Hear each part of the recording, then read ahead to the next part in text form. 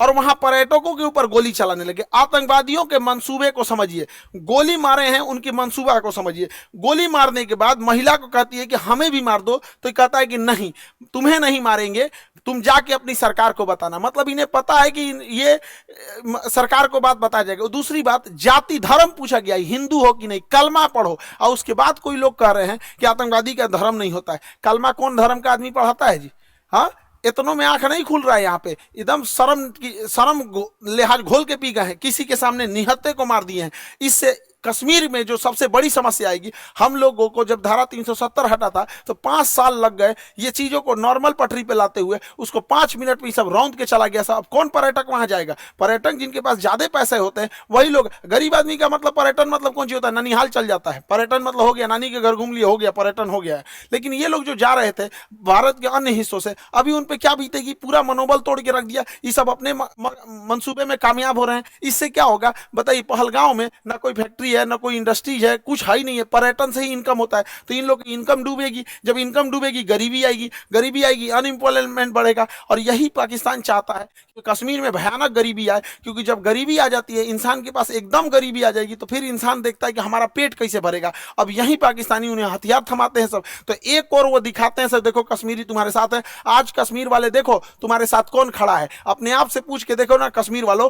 कि अगर पाकिस्तान हमारे कश्मीर के पीछे नहीं पड़ा रहता, तो आज जिस तरह गोवा डेवलप है, आज जिस तरह सिंगापुर डेवलप है, ठीक उसी तरह से जम्मू कश्मीर भी डेवलप रहता। तो जम्मू कश्मीर के लोगों तुम्हारे लिए सबसे ज्यादा खतरनाक है तो ये पाकिस्तानी है। और बिना लोकल के सपोर्ट के, बिना लोकल के चढ़ावे पे इतना बड़ा तो कोई हमला नहीं कर सकता है। तो खुफिया एजेंसी को भी इन लोकलों को भी खोजना पड़ेगा, वहां पे कौन कौन साथ दिया। क्योंकि वहीं कोई ना कोई होगा जो इतने बड़े घटना को, साजिश को, उन आतंकवादियों को ये रास्ता दिखाया होगा। वहां के लोकल लोगों की तो नौकरी चली गई, सब कुछ गया। अरे तुम्हारी नौकरी गई, इधर लोगों की जान चल गई। नौकरी बड़ा होता है कि जान बड़ा होता है जी? किसी भी इंसान का, परिवार का कोई सदस्य चला गया, लेकिन ओवरऑल एक देश की क्षति हो रही है।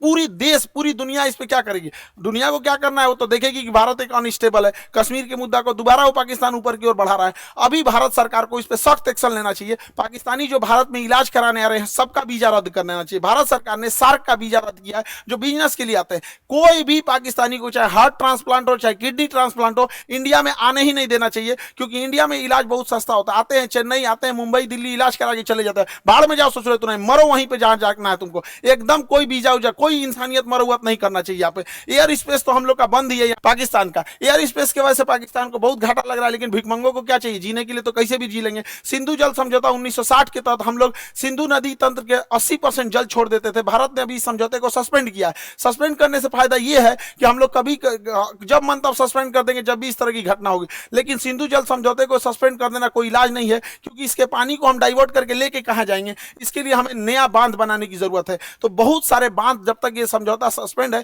बांध बना देना चाहिए और पाकिस्तान के पूरे पानी को रोक लेना चाहिए। और गर्मी के दिन में पूरा पानी रोक ले, और जब बरसात का समय आएगा तो पाकिस्तान तब तक तो गर्मी में पूरा जल चुका रहेगा। बरसात के समय आएगा जब पूरा लबालब होगा, तो बांध खोल दे, एगो सुखा के मारो, फिर दहवा के मार दो। यहाँ पे दोनों करना पड़ेगा। इंसानियत को लांग दिया है पाकिस्तान ने।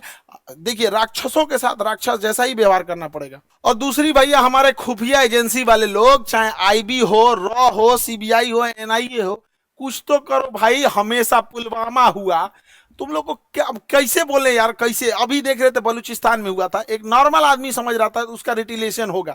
ये क्या इंटेलिजेंस आता है हम लोग का? पुलवामा हो जाता है, संसद पर अटैक हो जाता है, ताज होटल पे हमला हो जाता है, अमृतसर पे हो जाता है, पठानकोट पे हो जाता है, क्या हो रहा है? उरी पे अटैक हो जाता है। अरे कभी तो पहले इंटेलिजेंस लाया जाए। हम मानते हैं कि इंटेलिजेंस बहुत लाते हैं आप लोग, लेकिन थोड़ा और एक्टिव होने की जरूरत है। मोसाद की तरह होना चाहिए, सीआईए की तरह होना चाहिए, चाइना की एजेंसी की तरह होना चाहिए। वहां और जरूरत है इस चीजों को। भारत सरकार को इस पर और संजीदगी से कदम उठाना चाहिए। और इस हमले के बाद केंद्र सरकार एगो सर्जिकल स्ट्राइक करेगी। देखो, सर्जिकल स्ट्राइक जरूरी है, लेकिन सर्जिकल स्ट्राइक कोई इलाज नहीं है। सर्जिकल स्ट्राइक हमेशा सेना करते रहती है। 50 गो आतंकवादी मार देंगे तो क्या वो भरपाई हो जाएगा? हमारे 28 मासूम लोग मारे गए, इसकी भरपाई 50 गो सैनिक। 50 गो मतलब क्या होता है? पाकिस्तानी एगो मिलकर 50 गो जन्म दे देगा। एगो पाकिस्तानी 4 गो बियाह करेगा, 1 2 3 4, 4 गो बियाह करेगा। एगो पाकिस्तानी एगो से 15 गो पैदा करेगा, 15 चौको 60, एगो से मिलकर 60 गो जन्मा देगा।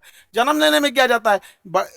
सुअर भी एक साथ 16 को जन्म दे देता है। इन चोटों को क्या जाता है? आप क्या लगता है सर्जिकल स्ट्राइक से इलाज हो जाएगा? नहीं, सर्जिकल स्ट्राइक इनका इलाज नहीं। इनका